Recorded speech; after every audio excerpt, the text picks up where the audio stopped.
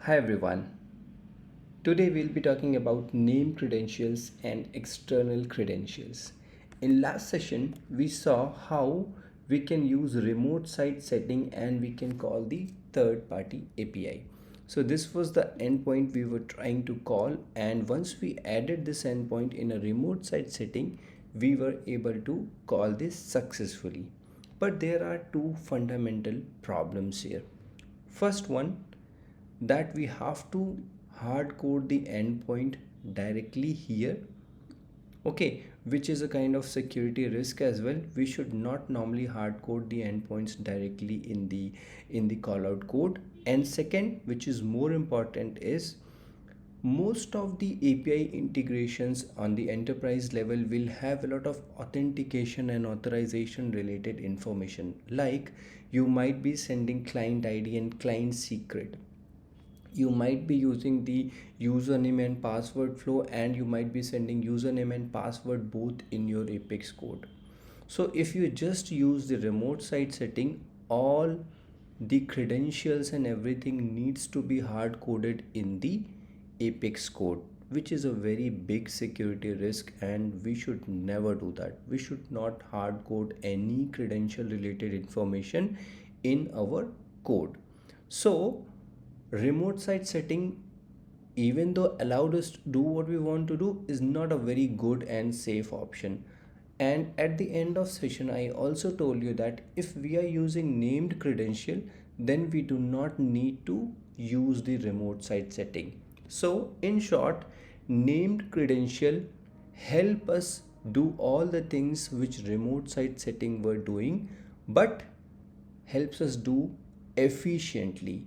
With the help of name credential, we need not to hard code not only just the endpoint but also all the authentication and authorization related critical information.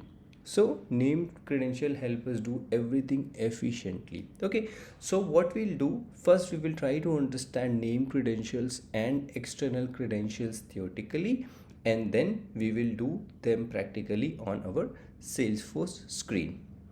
So let me go back to this slide and tell you about name credentials theoretically. Name credential is a feature that stores the endpoint related information in it along with the authentication details for any external callout. For authentication related details, name credential uses the external credentials. Okay, and name credential will store the endpoint, and authentication related information will be stored in the external credentials. So together they both will eliminate the need of remote site setting, and this significantly improves the security and maintainability, because now you need not to hard code anything in your code. It You just need to get the name credential name, and that should be sufficient. Okay, so you need not to store anything in your code, which is going to improve the security. Okay, and it also helps you uh, provide a secure and reusable configurations. You can use the same name credential again and again. Okay, so that is what name credential do. And then within name credential, we have an option called external credentials. External credentials stores the authentication related information. It defines how we are going to authenticate with the external system.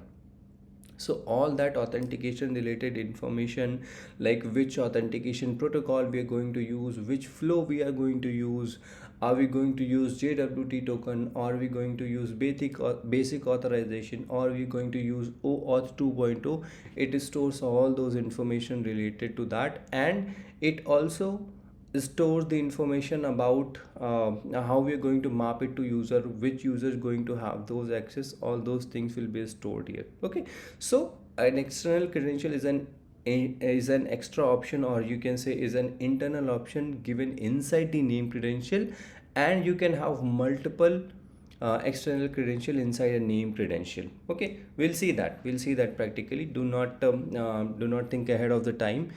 Two things: one is name credential, other one is external credential. Name credential stores the endpoint related information, like the endpoint you're going to hit, and external credential stores the authentication related information. That's it. Now let's go to Salesforce screen and see it practically to make to try to understand this better.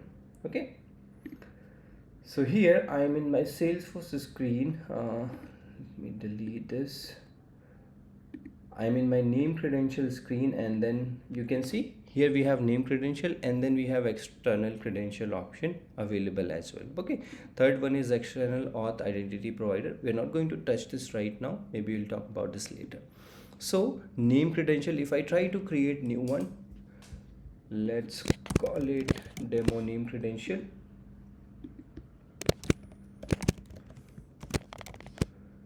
And this is the endpoint we have to provide, so we are going to use the same endpoint.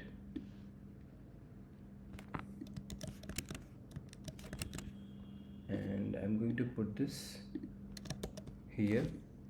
Okay, and here now you need to provide an external credential for this, and then you can save this. So I currently don't have any external credential. Let us first try to create an external credential. Ideally an option should be from here itself, but let us try to do that. So let's try to create an external credential for now. For the simplicity purpose, we'll not be using any authentication. So let's just call it demo external credential.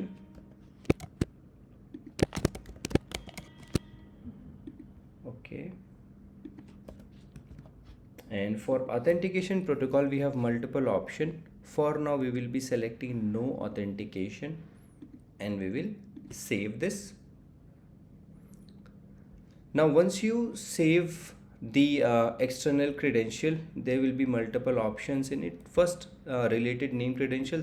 So far we have not added any name credential here, so that is why it is blank. Otherwise it will auto populate. So let's go to name credentials and then attach this external credential there. Okay, so let's call it demo name credential. And now we have external credential, so we will select that. For client certificate, we will keep it blank. We will take all the other setting as it is. Okay, just save it.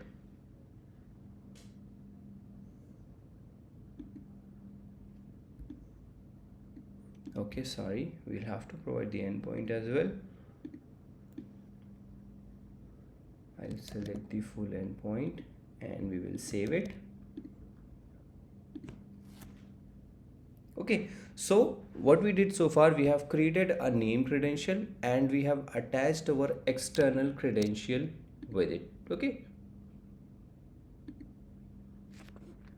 nothing fancy. Now if I go to my callout code, I have already written it. So if I copy this, now here this was our original code. Let me comment it so that I can compare it with what I'm going to paste here. Now you can see this line is same, but how we were setting endpoint where we were directly adding the URL endpoint. Now we just need to write it like this: callout, then colon, and then name of your name credential. And because I have added the full URL there, maybe just like this, or maybe let me go to my name credential and maybe just edit the URL part. So I'll remove it from here, maybe just the basic endpoint here, and then rest of the things I will add here. So whatever this part was, this part has been replaced by your name credential. So you do not hard code anything here, and then based on your posting, you are getting whatever it is, you can add those things, and then rest of the code remains same. Okay, so that's how we are going to do it. Now will it be sufficient? Let us try to click on execute. Now you will get an error. We couldn't access the credentials. You might not have required permission, or the external credential might not exist. Because though we have created this demo external credential, we are not able to call the code, or we are not able to hit the endpoint, because just creating name credential and external credentials are not sufficient. If you see the error, it is saying that you might not have the required permission, or the external credential demo external credential might not exist. So it is not able to, for our user, we are not able to access this external credential. So what we need to do, once we create the external credential, there are some additional steps we need to do as well. So first one is principles. Okay, you have to create a principle, because with the help of principle you are going to map the external credential with the user. So it's kind of a mapping thing. Principles define the external identity. Principal does not store any actual credentials directly, because those are stored in your external credential, but principal acts more like a identity mapping. So let me first create a demo principal, save it, and then once you create this principal, you also need to create a permission set, because you cannot directly assign this external credential or this principal to a user. So you need to create a permission set for that.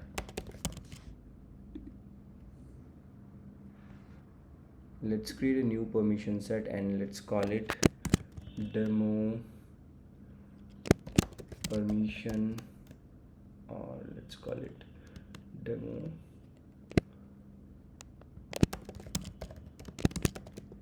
set. Okay, I should have come up with a better name, but let's not waste time in that. So we have created a permission set. In permission set you will have an option called external credential principal access.